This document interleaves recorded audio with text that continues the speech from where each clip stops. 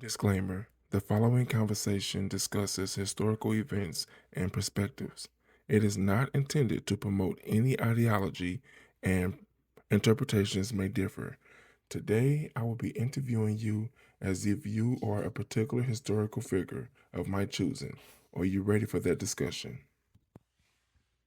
Absolutely, I'm ready. Just let me know which historical figure you have in mind, and we'll jump right into it. Well, today I will be interviewing Charlotte Forten Grimké. I want you to answer all questions as if you are her 100%. And the reason why I am doing the interview like this, because it will be physically impossible for me to actually interview her in real life. Are you ready to get started? Absolutely, I'm ready to step into the shoes of Charlotte Forten Grimké for this conversation. Let's get started whenever you are. Okay, so let's start with the first category: early life and intellectual formation. How did being raised in a family committed to abolition and education shape your sense of responsibility? Well, speaking as Charlotte Forten Grimké, growing up in a family deeply devoted to abolition and education was absolutely foundational for me. It instilled in me a profound sense that I had a duty not just to learn and better myself, but to contribute to the uplift of others. In my family, education was seen as a tool of empowerment and a means of fighting injustice. So that upbringing really shaped my lifelong commitment to both teaching and social justice work. When did you first understand that your life would be intertwined with the struggle for freedom? Well, as Charlotte Forten Grimké, I would say I first understood that my life would be intertwined with the struggle for freedom quite early on. Growing up in a household where discussions about abolition were everyday conversations, I became aware of injustice as a child. But I think it truly crystallized for me in my teenage years, especially when I started to witness firsthand the challenges that free Black communities faced and the courage of those who resisted slavery. So it was a gradual realization, but definitely rooted in my formative years. What role did literature and writing play in helping you understand yourself and the world? As Charlotte Forten Grimké, I would say literature and writing were absolutely central to my self understanding and my view of the world. Writing, especially keeping a journal, was a way for me to process my experiences, my emotions, and my convictions about justice and equality. Reading the works of other thinkers and writers also expanded my horizons and connected me to a broader community of people who were striving for a better world. So, in many ways, literature was both a mirror and a window for me. Okay, now let's move to the next category: education and isolation. What was it like being one of the few Black students in predominantly white academic spaces? Absolutely. Stepping into that role, I'd say that as Charlotte Forten Grimké, being one of the few Black students in largely white academic environments was often isolating, but also deeply motivating. It meant navigating spaces where I felt both visible and invisible: visible because I stood out, invisible because my perspective and experiences were often not fully understood. At the same time, it strengthened my resolve. It pushed me to excel academically and to represent the capabilities of Black students in a way that might pave the way for others. It was a challenging position, but it also gave me a sense of mission. How did loneliness and self doubt affect your pursuit of learning? Well, as Charlotte Forten Grimké, I'd say that loneliness and self doubt were definitely real companions at times. Being in environments where I was one of the only Black students sometimes made me question whether I truly belonged or whether my efforts would really make a difference. But rather than deterring me, those feelings often fueled my determination to keep learning and to prove to myself and to others that I had a right to be there. In a sense, those moments of doubt made me even more committed to using education as a way to uplift myself and my community. What sustained your commitment to intellectual excellence despite emotional strain? Well, as Charlotte Forten Grimké, I'd say that what really sustained my commitment to intellectual excellence was a deep sense of purpose. I felt a responsibility not just to myself, but to the larger struggle for equality and justice. The knowledge that my education could be a tool for change and that it could open doors for others like me gave me the strength to keep going, even when it was emotionally tough. And of course, the support of mentors and the legacy of those who came before me were a constant source of encouragement. Let's move to the next category, teaching during the Civil War. Why did you choose to teach formerly enslaved people in the Sea Islands? Absolutely. Speaking as Charlotte Forten Grimké, I'd say that choosing to teach formerly enslaved people in the Sea Islands was a natural extension of my beliefs. For me, it was a chance to put my ideals into practice, to take part directly in the work of uplifting people who had just gained their freedom. I believe deeply that education was a key to true empowerment, and that by teaching, I could help these new citizens build a solid foundation for their futures. It was challenging work, but it felt like exactly where I was meant to be during that pivotal time. What did freedom look like to your students in its earliest days? Well, stepping into the shoes of Charlotte Forten Grimké, I'd say that in those earliest days, freedom for my students was a mix of hope and the very practical struggle to build a new life. For many of them, freedom meant the ability to learn, to read, and to write, skills that had been denied to them under slavery. It also meant the chance to make choices for themselves and to imagine a future where they could shape their own destinies. There was a lot of optimism, even though there were many obstacles ahead. So, freedom in their eyes was really the beginning of a journey toward self determination and a better life. How did teaching during wartime reshape your understanding of education's power? Well, as Charlotte Forten Grimké, I'd say that teaching during wartime profoundly reshaped my understanding of the power of education. It showed me that education is not just about personal advancement, it's a transformative tool, especially in times of upheaval. I saw firsthand how learning could empower newly freed individuals to claim their rights, build their communities, and navigate a new world of possibilities. So it reinforced for me that education is a form of liberation and a cornerstone of lasting social change. Let's go to the next category, witnessing freedom and suffering. How did it feel to observe emancipation while knowing its promises were fragile? Absolutely. Stepping into Charlotte Forten Grimké's shoes again, I'd say that observing emancipation was both a moment of profound hope and a sobering realization. It was incredibly moving to see people freed from bondage, to witness that first step toward a new life. But at the same time, I was keenly aware that freedom's promises were fragile, that there were immense challenges ahead, and that true equality was still far from guaranteed. That awareness made the work feel even more urgent because we knew that education and continued advocacy would be crucial in turning that fragile promise into lasting reality. What moments from the Sea Islands remain most vivid to you? Well, as Charlotte Forten Grimké, I'd say some of the most vivid moments from the Sea Islands were those times when I saw the light of understanding and hope in my students' eyes.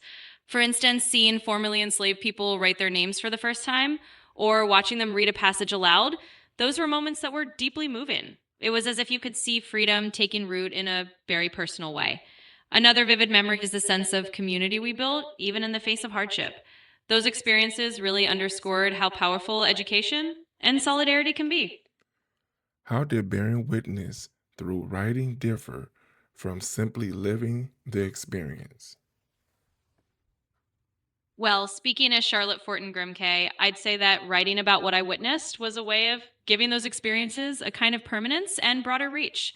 Living through those moments was immediate and emotional, but putting them into words allowed me to reflect on them, to analyze what they meant, and to share those insights with others who might never see those events firsthand.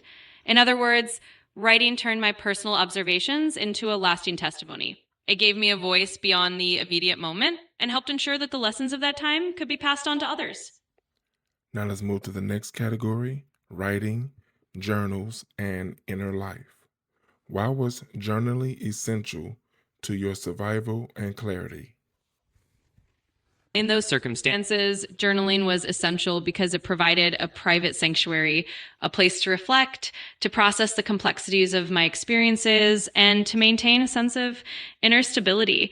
It helped me make sense of my emotions, stay grounded, and also document the realities of the time.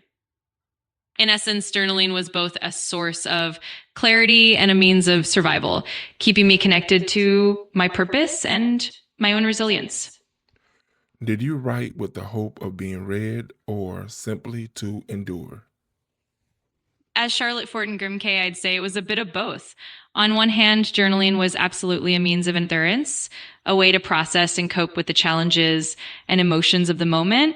But at the same time, there was definitely a hope that my words would eventually reach others, that they would offer insight, inspiration, and perhaps a voice for those who might not have been heard. So it was both a personal refuge and a hopeful bridge to the future.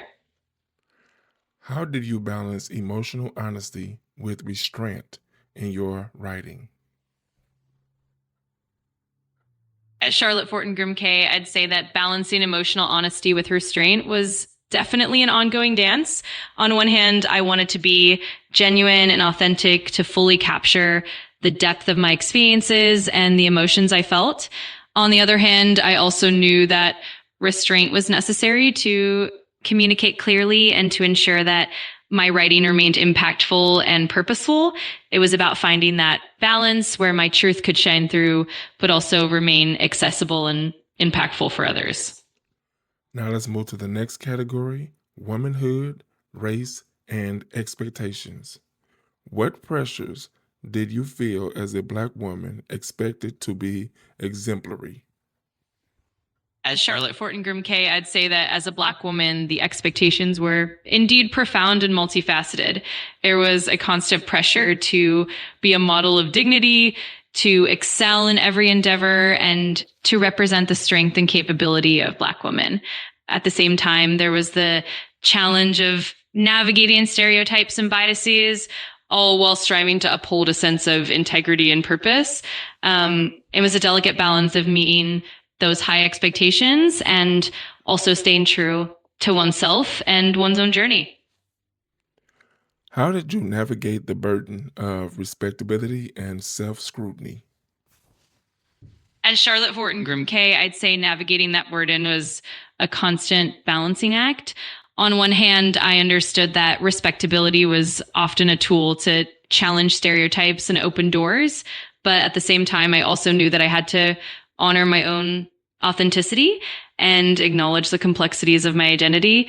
It meant finding ways to stay true to my values while also strategically navigating societal expectations.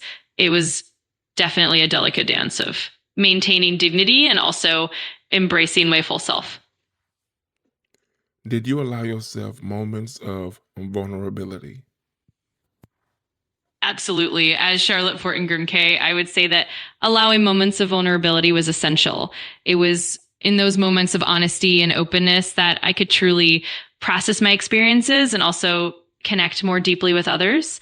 It wasn't always easy, but those vulnerable moments allowed for growth, for healing, and for a deeper understanding of myself and my purpose.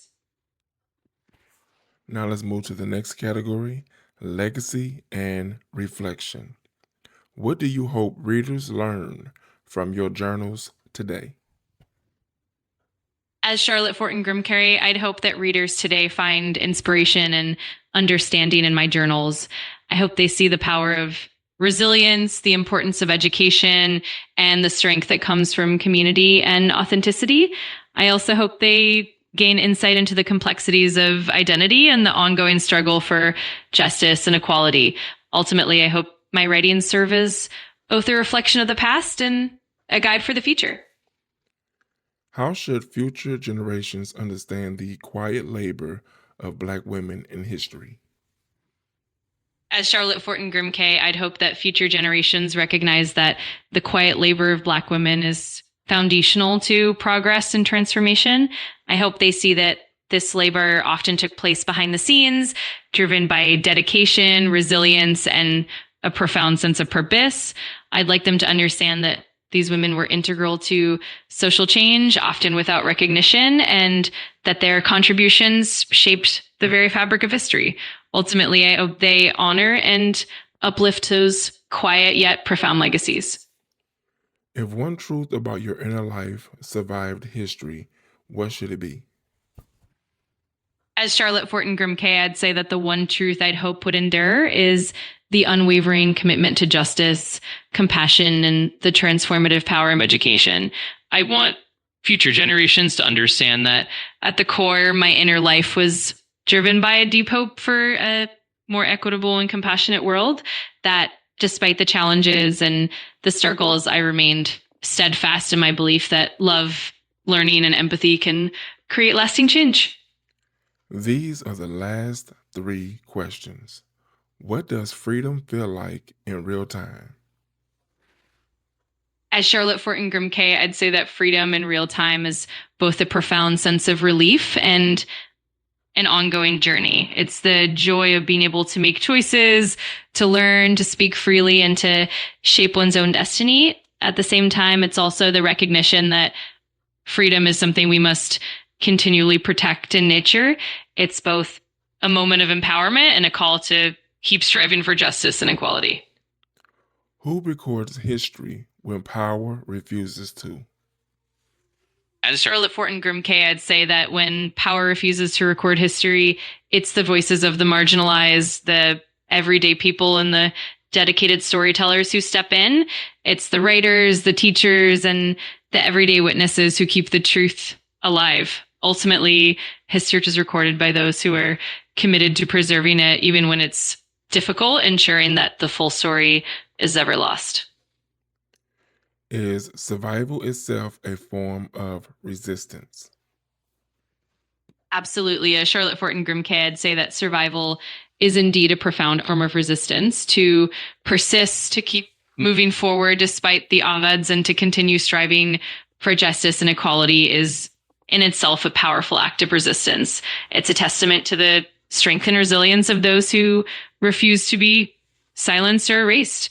Through survival, we not only honor our own experiences, but also pave the way for a more just and equitable future.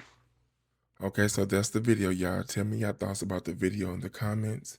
Tell me if I should have did a deeper dive into Charlotte Forten Grimké, or do you feel like I should do a part two? And if so, put the questions in the comments that you think I should have asked that I didn't ask. Put those names in the comments as well that you want me to do videos on next. Be sure to like, share, watch more videos, and subscribe to the channel.